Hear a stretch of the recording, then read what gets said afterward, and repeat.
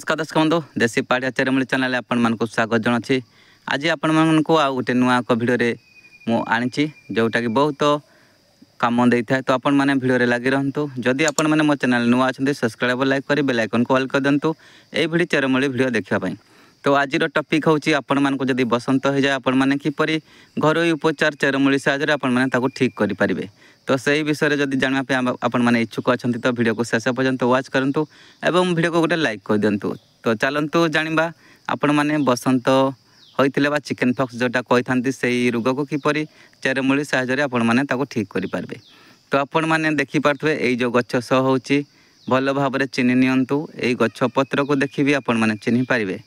तो ये गछ ओडिशा रे बहुत जगह होता है।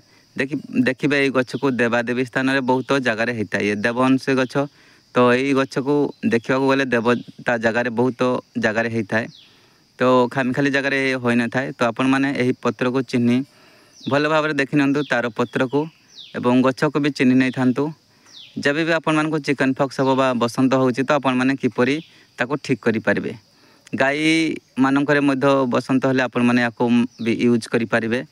तो आपण माने जदि वीडियो को गोटे लाइक करना लाइक कर दिंतु। तो मु कहूँ आपण माने सही भली आपण माने करिवे। तो आपण माने एई गछ को चिन्हि नहीं थांतु। एई गछर छाली को आपण माने काटिकी आनी पकांतु।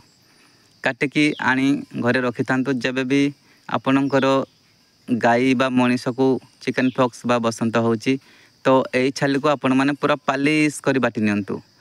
तो राति शोला टाइम रे आपण माने सही ऊपर याको लेप दियंतु।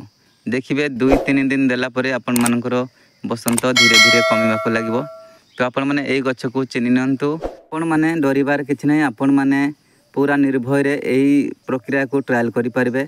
जदि आपणकर बसंत रोग ठीक हो जाउची तो आपण माने कमेंट लिखि जणामे आपण माने को गाँव भिडियो को देखि मेडिसिन टी को यूज करछंती। तो आपण मानको गोटे कथा मन में घारुव तो गछर ना कहले ना। तो गछर ना मु कही दउची आपण माने सुनि नियंतु। एई गछर ना होची फेणफेणा गछ। तो आपण माने देखि नियंतु भल भाबरे एई फेणफेणा गछ। जदि आपण माने चिन्हि नांती तो कोनोसी व्यक्ति को आपण माने पचारि आनी पारिबे। से फेणफेणा गछर छाली आनिकी रखि थांतु घरे सुकिला हले भी चलिबो।